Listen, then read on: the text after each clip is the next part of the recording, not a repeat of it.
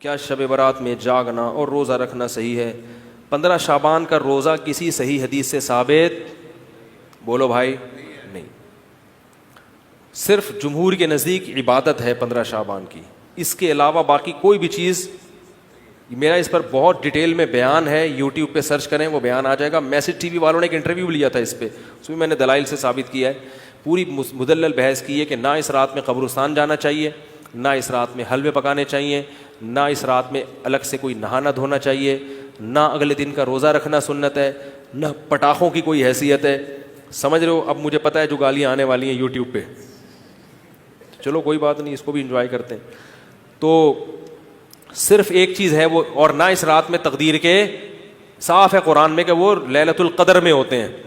علامہ ابن تیمیہ رحمہ اللہ نے لکھا ہے کہ لیلۃ القدر کی اہمیت کو گھٹانے کے لیے بھی اس رات کو بہت زیادہ اہمیت دی گئی ہے.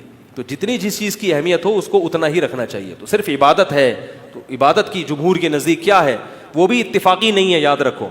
جمہور کا مذہب بہرحال یہی ہے کہ اس رات کو عبادت کرنی چاہیے، اس کی فضیلت دوسری راتوں کی نسبت زیادہ ہے. آج کسی صاحب کا فون آیا کہ ہماری والدہ کا معمول رہا ہے اس رات کو دیگیں پکا کے تقسیم کرنے کا.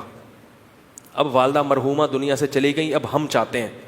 میں نے کہا نہیں پکائیں. کہہ رہے کیا دیگ پکانے میں، لوگوں کو، غریبوں کو کھانے کھلانے میں کیا حرج ہے، اس میں کون سی پابندی ہے؟ میں نے کہا پھر آج کھلا دیں، کل کھلا دیں، کیا خیال ہے؟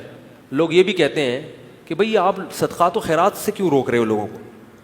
بھائی صدقات و خیرات، جیسے لوگ کہتے ہیں نا بکرے کے صدقے میں کیا خرابی ہے. ابھی پھر کوئی صاحب مجھ سے الجھ گئے کہ آپ کیوں کہتے ہو صدقے کا بکرا بدعت ہے، اگر کوئی بکرا کھلا رہا ہے تو کیا خرابی ہے؟ میں نے کہا سوال پیدا ہوتا ہے جب غریب آدمی کو بکرے کے پیسوں میں زیادہ دلچسپی ہے تو آپ کو کیا تکلیف ہے کہ آپ اس کو بکرا کھلائیں؟ اس کا مطلب آپ بکرے کو کیا سمجھ رہے ہو؟ الگ سے کوئی فضیلت سمجھ رہے ہو بکرے میں. تو شریعت میں جس چیز کی الگ سے کوئی فضیلت نہ ہو اس کو الگ سے پروٹوکول دینا یہ بدعت ہے یا نہیں ہے؟ غریب آدمی کو کہہ رہے یار 20,000 کا بکرا لے کے دے دیا تم نے مجھے، تو مجھے 20,000 روپے دے دیتے. اگر آپ کہتے ہو اس کے کھانے کی حاجت ہے تو راشن ڈلوا دو.